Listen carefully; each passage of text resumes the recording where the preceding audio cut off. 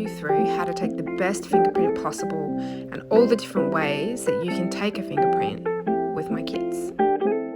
You'll receive a box just like this with everything inside that you need to make the prints, including some instructions and 2 to 3 little balls of red wax. You'll need a hairdryer and some clean hands. Open the little container and take out the waxed paper from the bottom of the container and the little ball of red wax. Now you want to heat it up. You can do this with a hairdryer, rubbing it around in your hands and form it into a little ball. Then take your finger and press it firmly into the wax. You can see here, this is a perfect little print with a little bit of glitter on top. Make sure to put the print back in the container once you're done and seal it up.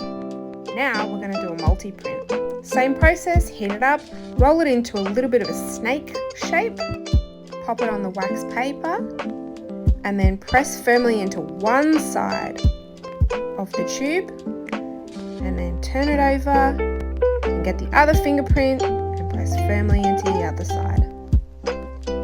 Don't worry too much about the outside shape at this stage, as I'm going to be cutting it down.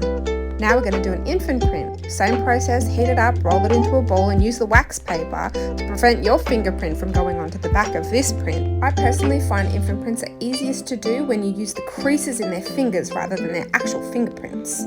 Their fingerprints are so tiny and delicate, and often the infant prints won't turn out if you use their actual finger.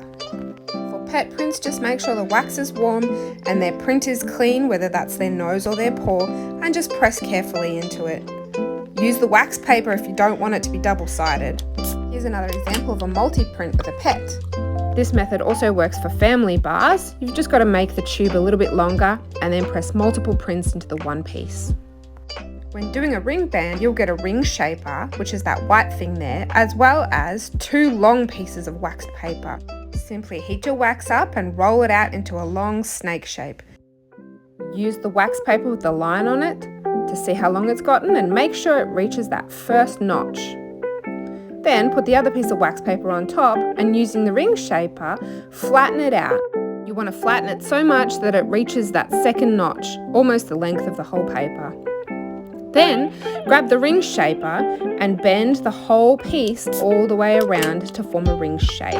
If the ends don't touch, that's not a problem, and if they do, just gently overlap them. Warm the wax up again and firmly push your finger into the ring band. Make sure that you keep the ring shape but remove the waxed paper. Fold it all up and put it carefully back inside the little container. If you've purchased a ring, you'll also receive a ring sizer. It works just like a zip tie and it helps to determine your correct size, so choose the finger that you want to wear your ring on. At the bottom of the box, you'll find an express post bag. So put everything back inside the box, seal it all up, and put it back inside the express post bag, and make sure to write your address and send it back.